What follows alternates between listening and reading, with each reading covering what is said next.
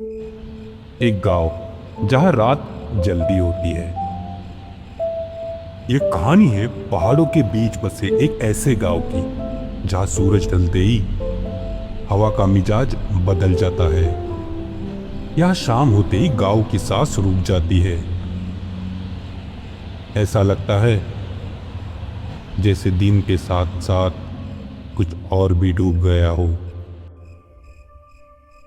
ये गांव छोटा था और खामोश और बाहर की दुनिया से लगभग कटा हुआ। और उस गांव का नाम था सोनाउड़े।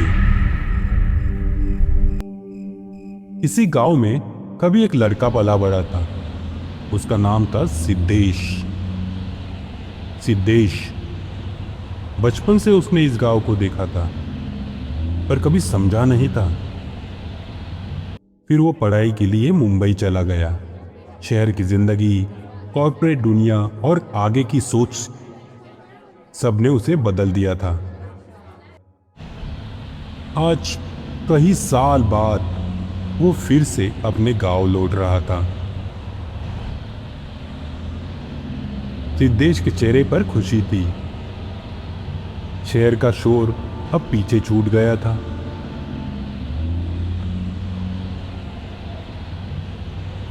बस से उतरते ही उसने यहां वहां देखा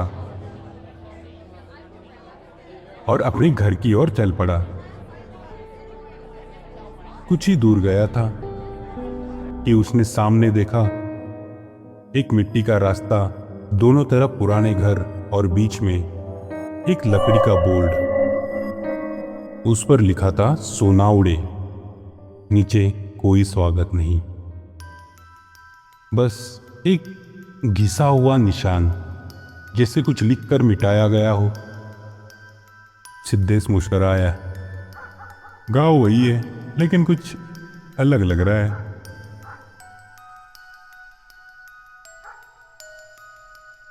शाम के 5 बज रहे थे लेकिन गांव में रात जैसी खामोशी थी। न बच्चे की आवाज, न रेडियो, न हंसी। लोग जल्दी जल्दी अपने अपने घरों में जा रहे थे, दरवाजे बंद कर रहे थे।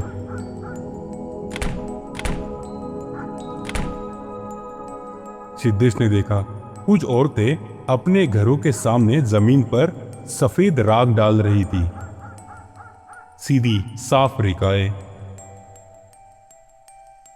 उसने एक औरत से पूछा पर कोई जवाब नहीं मिला।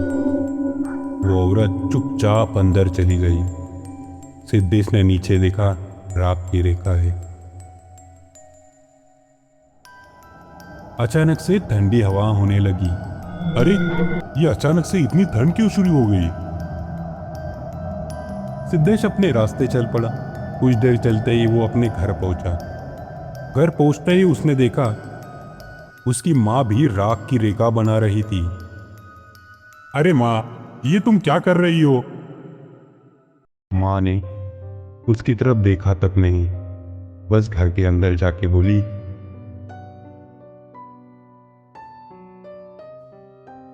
शहर की रातें तो जानता है लेकिन गांव की नहीं।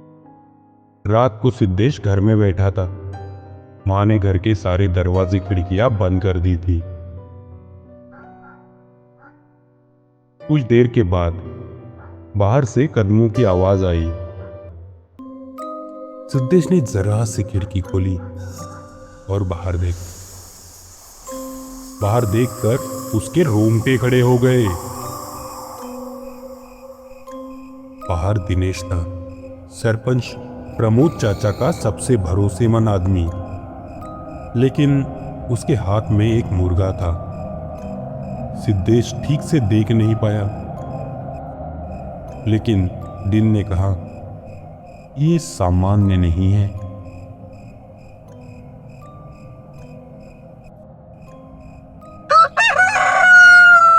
अगली सुबह सब कुछ सामान्य दिखा, लेकिन लोग नजरें चुरा रहे थे।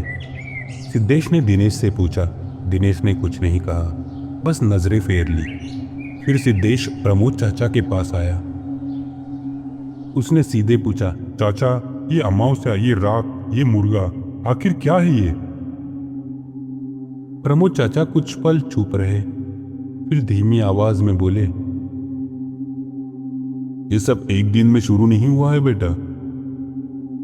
उन्होंने आसपास देखा, जैसे शब्द सुन लिए जाते हैं। फिर बोले, कभी किसी का बच्चा बीच रात अचानक बीमार पड़ जाता था और अगली सुबह बिल्कुल ठीक हो जाता था। सिद्धेश ध्यान से सुन रहा था। प्रमोद चाचा आगे बोले, कभी गांव की गलियों में रहने वाले कुत्ते रात भर बिना वजह एक ही दिशा में देखकर भौंकते रहते थे, सुबह चुपचाप गायब हो जाते थे। उनकी आवाज थोड़ी भारी हो गई। कभी किसी घर के आंगन में पली बड़ी बिल्ली दरवाजे के पास जमी हुई मिलती थी, आंखें खुली, शरीर सख्त, जैसे वो कुछ देख रही हो जिसे वो समझ नहीं पाई हो। प्रमोद चाचा ने एक गहरी सांस ली। और कभी कभी सुबह सुबह लोगों ने देखा कि गांव की सीमा के पास जानवरों के अजीब से निशान थे, लेकिन कोई भी पैरों के निशान वापस गांव की ओर नहीं आते थे। कुछ पल खामोश रही, फिर सिद्धेश हल्का सा मुस्कुराया। उस मुस्कान में डर नहीं था। वो बोला, चाचा, ये सब सिर्फ कहानियां हैं। बीमारियां होती है, जानवर मरते हैं। डर में लोग कुछ भी जोड़ लेते हैं। ये सब अंधविश्वास है।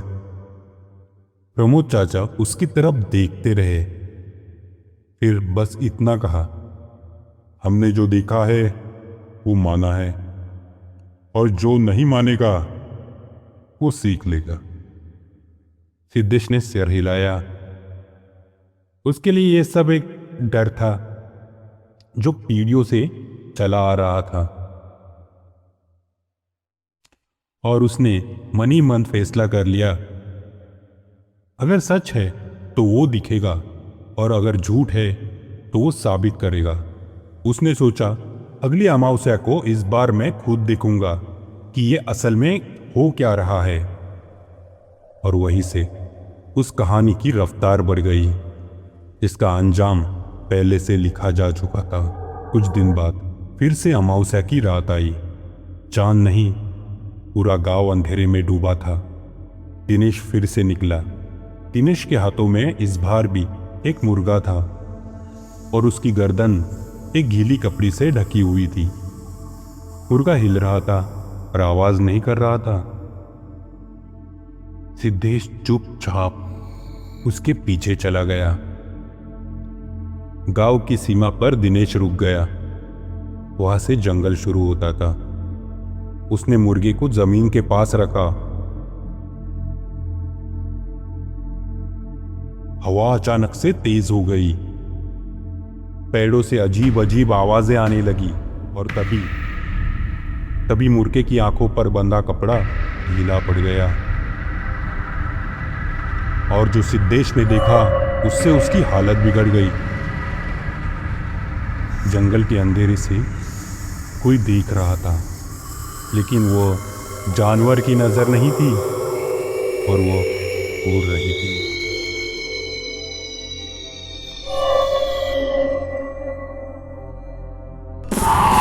सिद्धेश पीछे हट गया, लेकिन अब देर हो चुकी थी। और फिर अचानक एक चीख सुनाई दी।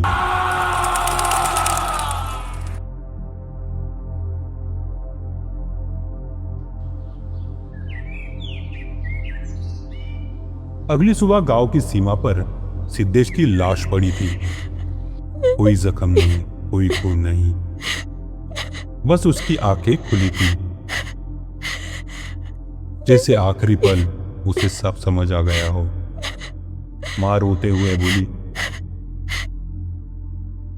वो मुर्गा बलि नहीं था। प्रमोद चाचा ने कहा, वो रखवाला है जो सीमा समझता है, वो बचाता है। एक पल की चुप्पी, फिर आखिरी बात, और जो नहीं समझता वो कहानी बन जाता है।